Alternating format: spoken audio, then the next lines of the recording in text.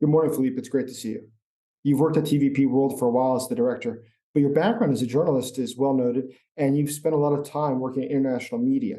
Now, with TVP World growing so quickly, you're a major part of the international media. Why is it that TVP World plays such a critical role right now in explaining the voices of Central Europe? So we bring the perspective of Poland, but not only, because also the perspective of Central and Eastern Europe. And at this point in history, why is that particularly so important? It's super important because for many, many years, all of the news in English language media sphere about Central and Eastern Europe were prepared by Western journalists.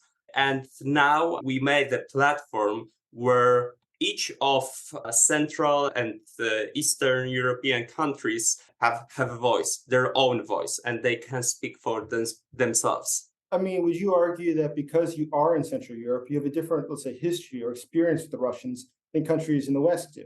How does that influence things? So because of that, our perspective is very different, like you said, because of the history, how we understand also Russia.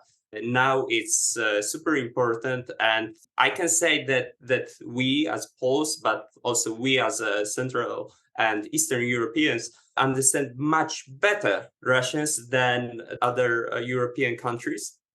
And this is the reason why we can fight back Russian propaganda, and that's it.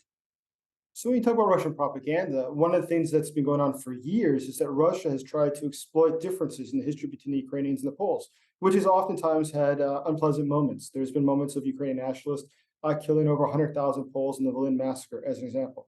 But why has that not succeeded in dividing Ukrainians and Poles today?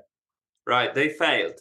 We help Ukraine from beginning of the war. We open literally our homes, our houses for Ukrainian refugees in number more than 7 millions, and there wasn't even single one refugee camp in Poland, which is amazing. Never ever something like that happened in history before. So Poles opened, like I said before, opened their houses. This is where refugees find their shelter in the first months of war.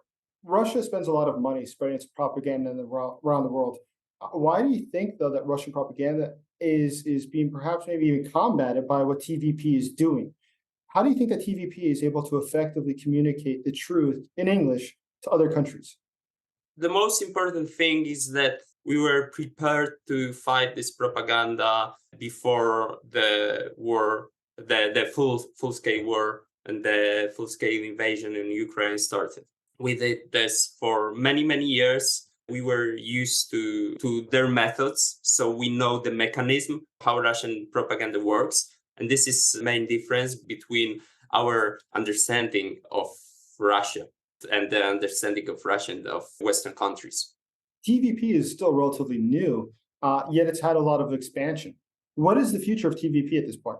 I think it's bright because already many journalists, not only from Central and Eastern Europe, but also from Great Britain and the US want to work with us. I think that our viewers find us really decent, fresh, and a good source of information about the region. Of course, now about war in Ukraine, where we have our own people on the ground, which is super important. So yes, we expand. TVP World had people on the ground when the war in Ukraine began, the full-scale invasion began. What was that like, and how have you maintained people in Ukraine throughout the war? So yes, one of our correspondents, Tomasz Krzywaczewski, he was in Donbas when the Russians started bombing the Ukrainian positions. It was really unique materials from the first days of war. I really appreciate your time today, Philippe. Thank you, Jason. Thank you for hosting me.